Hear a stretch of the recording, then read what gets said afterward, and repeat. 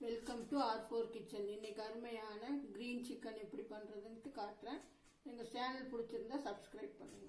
Green chicken செய்யறதுக்கு தேவையான பொருட்கள்: சிக்கன் 1/2 கிலோ வச்சிருக்கிறேன், கொத்தமல்லியும் புதினாவும் ஒரு கட்டு கழுவி சுத்தம் பண்ணி வச்சிருக்கேன், பச்சை மிளகா, இஞ்சி பூண்டு ரெண்டுமே அறுத்து வச்சிருக்கேன், கரம் மசாலா.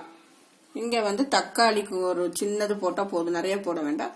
வெங்காயம் 2 கட் பண்ணி வச்சிருக்கிறேன், சோம்பு கொஞ்சம், ஃபுட் கலர் கிரீனு. இது ஆப்ஷனல் தான், போடணும்னா போடுங்க, இல்ல வேண்டாம்னா நீங்க போட வேண்டாம். கிரீன் சிக்கன் செய்யறதுக்கு தேவையான பொருட்கள்: சிக்கன் 1/2 கிலோ வச்சிருக்கிறேன், கொத்தமல்லியும் புதினாவும் ஒரு கட்டு கழுவி சுத்தம் பண்ணி வச்சிருக்கேன், பச்சை மிளகா, இஞ்சி பூண்டு ரெண்டுமே அறுத்து வச்சிருக்கேன், கரம் மசாலா. இங்க தக்காளிக்கு ஒரு சின்னது போட்டா போதும், நிறைய போட வேண்டாம். வெங்காயம் 2 கட் பண்ணி வச்சிருக்கிறேன், சோம்பு கொஞ்சம், ஃபுட் கலர் கிரீனு. இது ஆப்ஷனல் தான், போடணும்னா போடுங்க, இல்ல வேண்டாம்னா நீங்க போட வேண்டாம். இதெல்லாம் மிக்சியில நல்லா அரைச்சிட்டு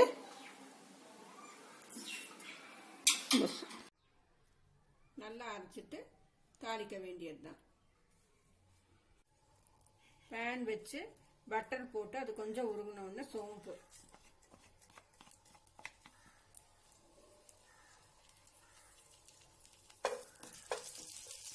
கொஞ்சம் பொரிஞ்சோடனே வெங்காயம்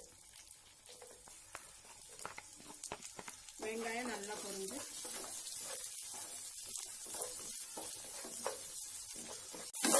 வெங்காயம் நல்லா வதங்கின உடனே இந்த தக்காளியும் போட்டுருங்க.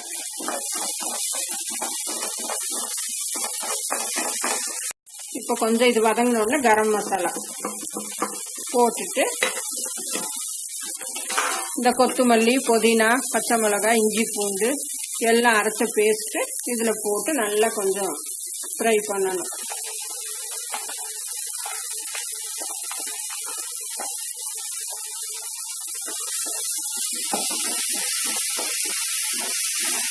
இந்த கிரேவி கொஞ்சம் வதங்கினோன்னு சிக்கன் போட்டு திருப்பிடுங்க. திருப்பிட்டு சால்ட்டு போட்டு கொஞ்ச நேரம் மூடி வச்சிடலாம். இது ஃபுட் கலர் கிரீன் நான் போடுறேன், இது ஆப்ஷனல் தான், உங்களுக்கு தேவைன்னா போடுங்க. இதை போட்டால் இந்த சிக்கன் பீஸும் நல்லா கிரீனா தெரியும், அதுக்காக நான் இது கொஞ்சம் போடுறேன். தண்ணி, மிக்சியில் இருக்கிற தண்ணி போட்டு கொஞ்சம் திருப்பி விட்டு க்ளோஸ் பண்ணிட வேண்டியதுதான். அருமையான கிரீன் சிக்கன் ரெடி ஆயிடுச்சு. கொஞ்சம் கிரேவியோட வேணும்னா நீங்க இப்படியே ஆஃப் பண்ணி வச்சுக்கோங்க. இல்ல கிரேவி இன்னும் கொஞ்சம் இதா வேணும்னா திக்கா இன்னும் கொஞ்சம் நல்லா அடுப்புல வச்சு நீங்க இன்னி கொஞ்சம் சுண்ட வச்சுக்கோங்க.